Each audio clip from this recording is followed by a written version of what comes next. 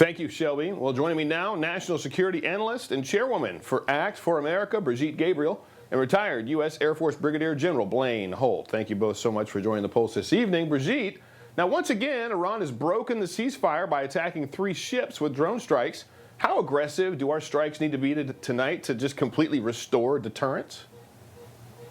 Well, I'm glad we are striking them. Look, this is the second time that Iran breaks the agreement for the ceasefire.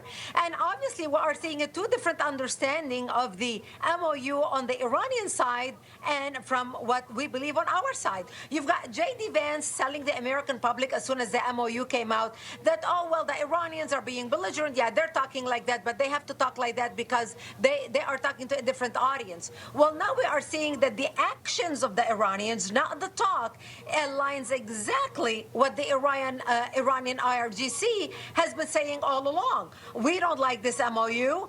We're going to continue fighting you. We don't want to have peace with you.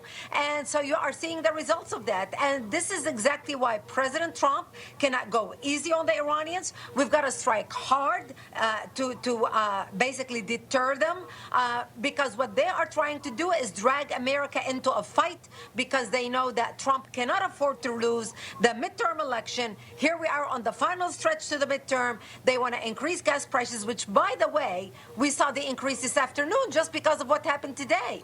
And that's exactly what the Iranians want.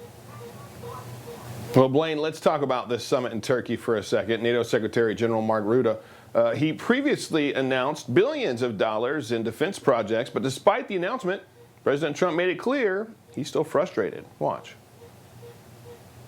I was testing people. I was testing to see whether or not they'd be there because I've long said that we help them, but I'm not sure that they'd be there for us. And Italy turned us down, and Germany turned us down, and France turned us down.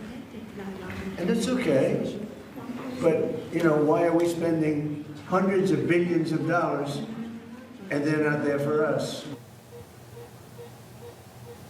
Blaine, he's got a great question. He does, and he's very calm, and he's very confident. He's saying, well, you know, that's fine, because they failed every one of those tests, and they all stepped into a big trap. And the vice president and the secretary of state have warned them at security conferences, you're running away from civil rights, you're running away from Western European values, you're deindustrializing, you won't follow the United States lead to end the war, Ukraine, Russia, you're running out of weapons, you're destroying your economies, and and then you won't back us up in the straits. Moreover, you won't give us diplomatic clearances even to fight from the bases that we paid for in our own blood. This is so well beyond money at this point. And the Europeans, the globalists, the World Economic Forum kids, they come with, oh, well, we'll pay some more for some weapons. And we'll buy them from America. Well, guess what? You can't buy them from anywhere else because you've destroyed your defense industry. And so the president tomorrow is going to be holding class and teaching. I think he's a good teacher. I can't wait for that. Now, Brigitte, President Trump says that he's restoring Turkey's access to the F-35 fighter jet program, but this will be a major policy shift after Turkey was removed from the program during Trump's first term. Take a listen. We have a better relationship with Turkey, and Turkey's been in many ways much more loyal than other countries that we think would be loyal. So something certainly we would consider. It's a great plane. It's the best, currently the best plane by far, and it's certainly something we will consider. Now, we know that Prime Minister Benjamin Netanyahu, he's been actively sounding the alarm on this because Israel's deeply concerned about letting Erdogan get his hands on America's top stealth fighter jets. So how does this administration balance rewarding Turkey's recent mediation efforts with protecting the security interests of our closest ally in the region? Well, President Trump is speaking about loyalty. Loyalty and Turkey do not go in the same sentence because, watch out, they just want these F-35s. And, you know, he was the person that stopped them in his first administration. And I think right now he is acting emotionally because he's upset with NATO.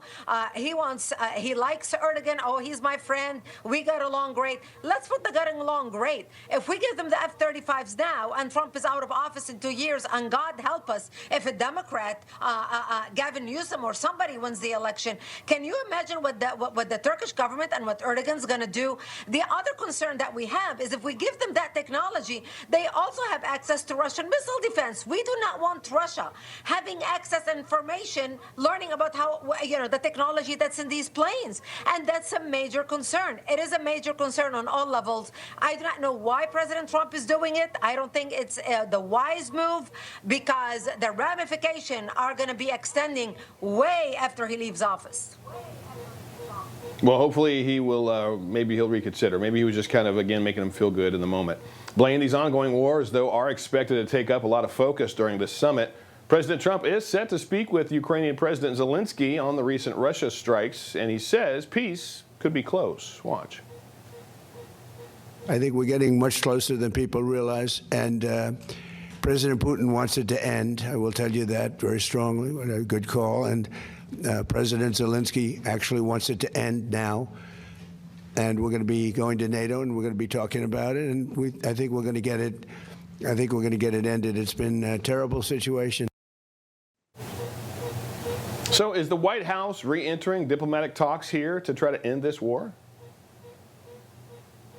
Yep, it's going to take President Trump's leadership. And honestly, it's going to take President Trump looking all of the European leaders in the eye and saying, your only answer to this so far has been more weapons and more money. And there are concerns amongst Europeans if this thing doesn't end in a victory for Ukraine. They issued all kinds of loans against the frozen Russian assets, and they thought that repatriations, some sort of scheme like that, was going to repay off these loans. It's not going to happen that way. So what President Trump's going to do is lead diplomatically out of this, and that's where it has to go, because there is no military solution here, but there are killing fields and millions of people dead and a country destroyed, and we're all going to have to come together as a world to move that in a different direction.